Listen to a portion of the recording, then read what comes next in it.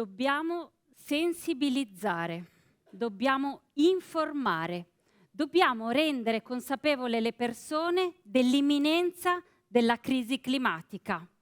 Dobbiamo. Quante volte abbiamo sentito questo appello? Dobbiamo. Siamo cresciuti con il mito della consapevolezza. A scuola, poi al lavoro, in famiglia, in amore. Dobbiamo essere consapevoli. E anche l'ambientalismo ha fatto proprio questo modello, la consapevolezza. Persone capaci di decisione, razionali, sempre sul pezzo.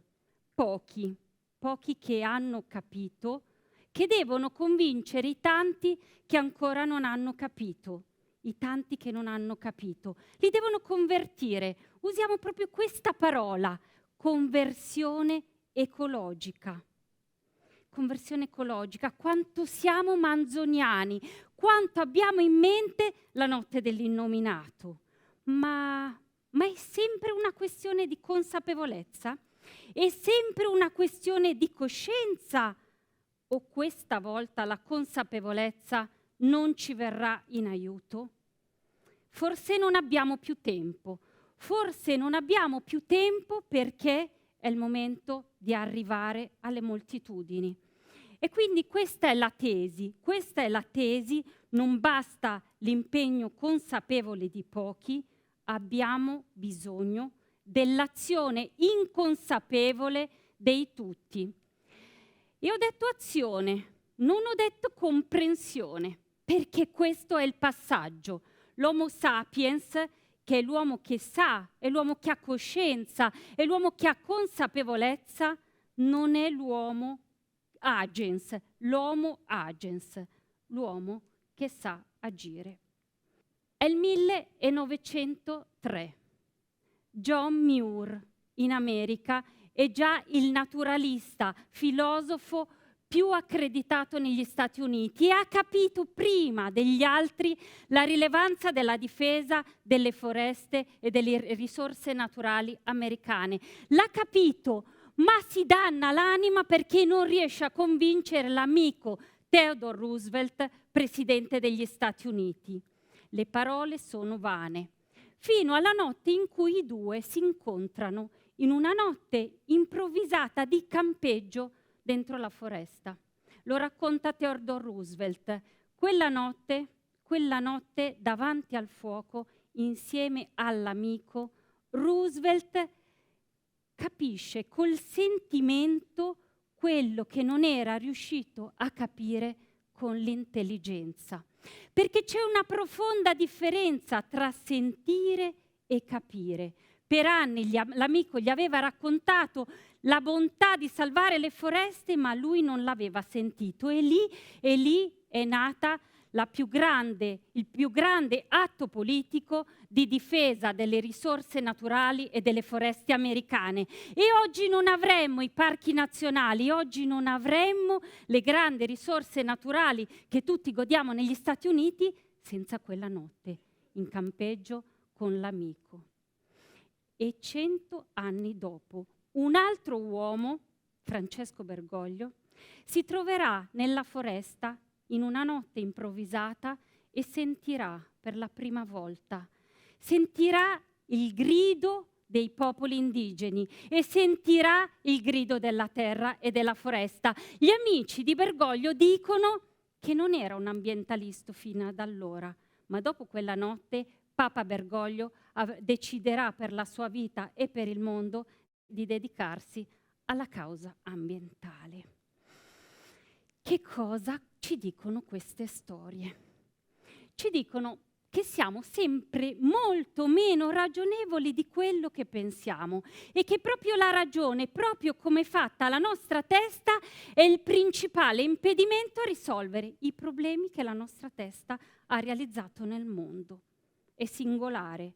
Ma l'Homo sapiens è esattamente l'impedimento. E perché? Perché conoscere una cosa, conoscere i dati, sapere, avere capito, non significa avere l'attitudine a mettersi in gioco, a cambiare, ad agire.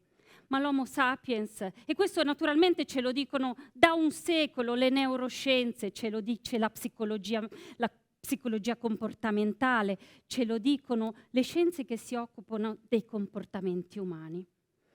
Ma l'Homo sapiens ha tanti altri difetti, che sono quelli che ci riconosciamo dentro.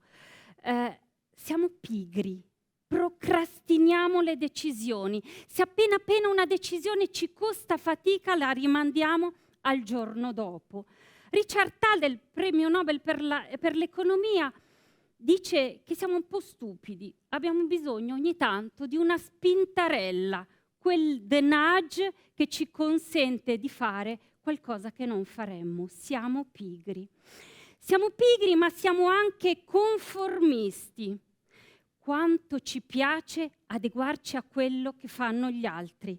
Quanto ci piacciono le norme sociali che ci fanno come da cappotto, da coperta, che ci consente di fare quello che noi vorremmo fare, ma senza la norma non lo faremmo. E così ci mettiamo la cintura di sicurezza per andare in macchina, perché ce lo impone la legge, e così non fumiamo nei luoghi pubblici perché ce lo impone la legge, e sappiamo che è giusto, ma la nostra testa si rifiuta di farlo senza questa norma sociale.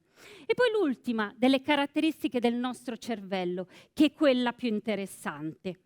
Siamo molto critici coi comportamenti cattivi e nocivi e siamo molto, molto tolleranti. Il nostro cervello è tollerante con le omissioni. Che cosa vuol dire?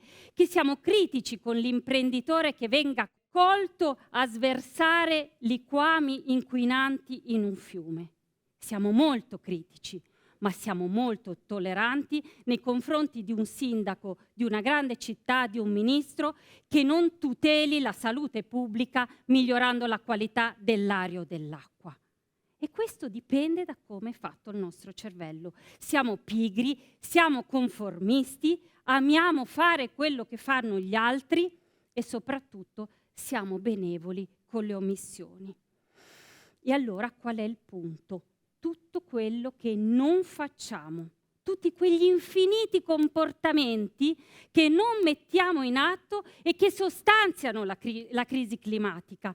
Perché noi siamo sempre portati a pensare che la colpa sia di quello che facciamo, quei pochi gesti che facciamo, ma non contempliamo gli infiniti gesti che noi non facciamo.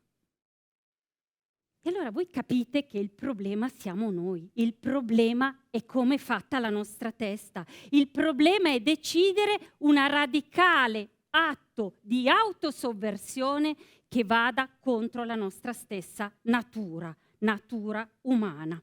Questa autosovversione richiama l'intelligenza collettiva, non solo quella dei tecnici, l'intelligenza di tutti noi verso il plasmare una città che ispiri comportamenti ecologici. E questo è più facile di quello che noi ci immaginiamo, perché noi dobbiamo lavorare sugli spazi e sui tempi.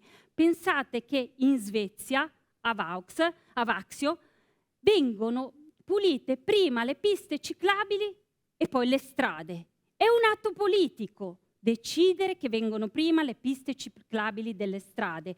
O in Inghilterra 500 strade che vengono destinate al gioco dei bambini con le famiglie quando le famiglie lo richiedono. È un atto politico. O addirittura Pontevedra, Spagna, dove il sindaco ha deciso che le auto in città non ci entrano proprio. E pensate che sono sopravvissuti, anzi i valori immobiliari e i valori commerciali di quella città sono cresciuti. E poi possiamo agire sui consumi, sulle abitudini quotidiane. È facile. Nella grande Svizzera, che non è certo un paese del terzo mondo, si sono riportate le lavatrici al piano terreno perché così si riducono i consumi. Amitav Ghosh, scrittore, dice che la crisi climatica è sostanzialmente una crisi culturale e dell'immaginazione. La nostra incapacità collettiva di pensare che le cose possono essere diverse già da subito. E allora arrivo alla proposta e concludo. La proposta è questa: ogni città dovrebbe dotarsi di un'equipe di placemaker, plasmatori di luoghi, designer delle scelte, architetti delle decisioni, che ispirino emozioni nella popolazione, capacità di azione, esperienze a portata di mano per tutti, possibilità che nelle città che sono il luogo delle moltitudini i comportamenti cambino. Questa è la strada maestra. In alternativa c'è un piano B. Troverò il modo di passare una notte in campeggio con Mario Draghi.